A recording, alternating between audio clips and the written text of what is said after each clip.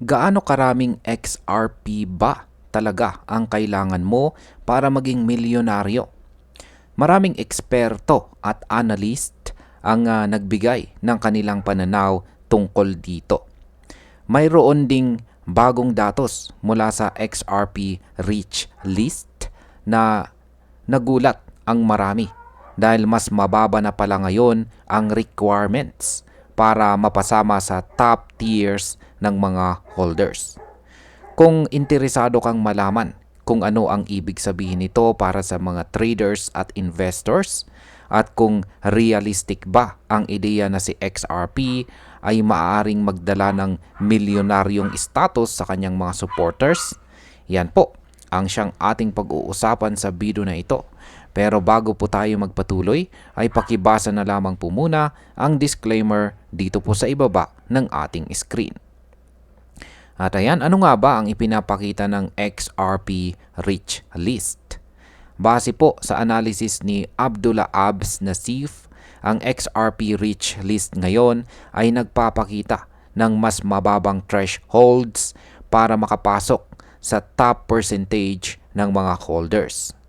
Kung meron kang 2,396 XRP, pasok ka na agad sa top 10% ng lahat ng wallets sa buong mundo. Kung hawak mo ay 8,359 XRP, nasa top 5% ka na.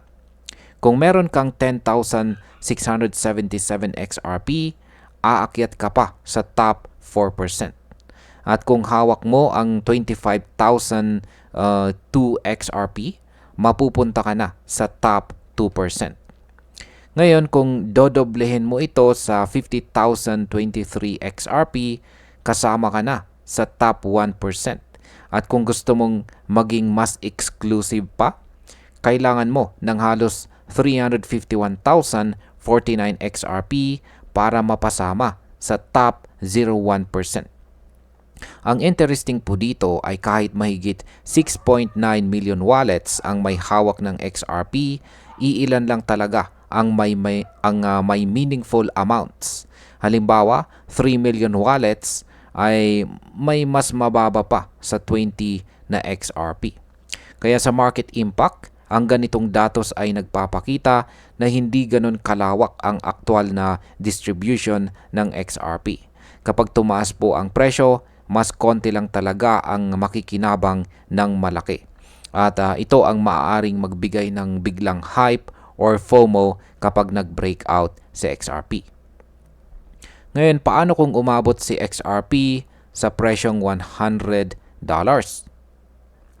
Ayan, pinag-usapan din ni Nassif at saka Johnny kung ano ang magiging epekto kung sakaling pumalo si XRP sa presyong $100. Ayan, kapag hawak mo lang ay 2,500 XRP, halos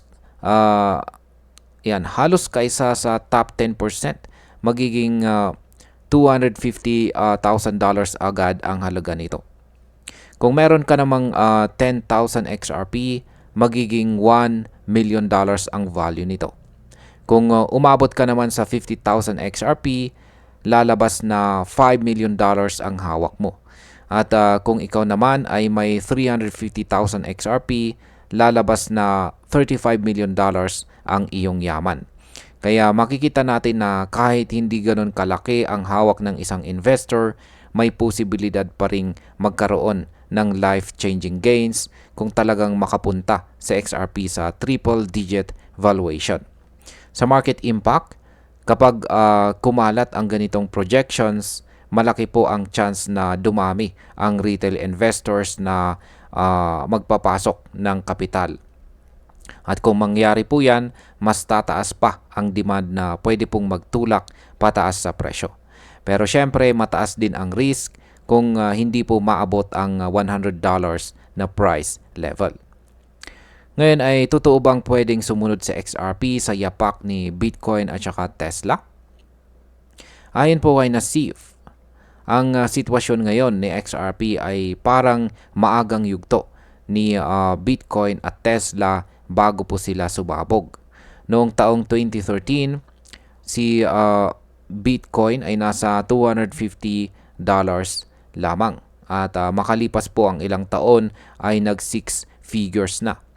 Ganon din si Tesla na mula po sa presyong $9 ay tumalon sa $400 nang magkaroon po ng regulatory clarity. Ngayon sa XRP ay nasa presyo na $3 matapos manalo sa kaso laban sa SEC. Kaya sinasabi po ng ilan na baka ito na ang simula ng kanyang sharp upward trajectory.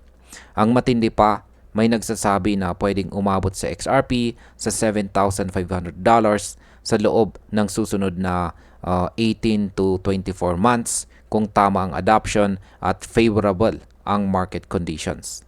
Sa market impact, kung mangyari ito, literal po na pwedeng magbago ang landscape ng crypto investments. Ang mga small holders ay biglang mapapabilang po sa millionaire club at tiyak na magiging headline ito sa buong mundo. Pero syempre, sobrang taas ng projection na ito at hindi po ito guaranteed. Ngayon, ano naman po ang ibig sabihin ng shifting thresholds? Kung ikukumpara po sa mga nakaraang taon, mas madali nang makapasok ngayon sa higher ranks ng XRP Rich List. Ang dating pangarap lang ng malalaking investors, ngayon ay mas accessible na sa mas maliit na holders. Pero tandaan din natin, kahit mas mababa na ang requirements, ang top tiers ay hawak pa rin ng mga wallets na may malalaking balance. Kaya habang may oportunidad ang mga small investors, nananatili pa rin ang malaking concentration sa iilang wallets. Sa market impact, ang mas madaling entry point ay maaaring magbigay ng bagong wave ng investors. Pero ang centralization ng supply sa top wallets ay pwedeng makaapekto rin sa stability ng presyo lalo na kung magbenta sila ng sabay-sabay.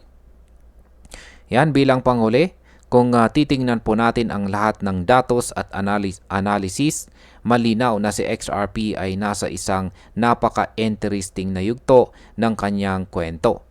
Sa kasalukuyan ay hindi mo kailangan ng sobrang daming tokens para mapasama sa top percentage ng holders.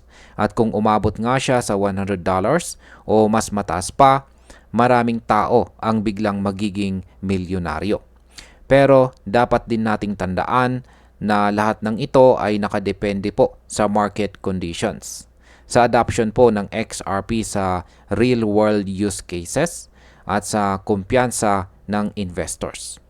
Posible ngang sumabog sa XRP tulad ng Bitcoin at Tesla. Pero posible rin na hindi maabot ang sobrang taas na target na $7,500. Kaya masasabi ko na habang exciting ang potential na XRP, kailangan pa rin ang tamang risk management at huwag basta-basta pumasok nang hindi naiintindihan ang risk. Kung magiging tama ang kanyang direksyon, sa XRP ay maaring maging isa sa pinakamalaking kwento ng crypto sa mga darating na taon. At ayan, hanggang dito na lamang po tayo sa video na ito mga ka-crypto. Marami pong salamat sa panonood. Ingat po tayo lagi at God bless po sa ating lahat.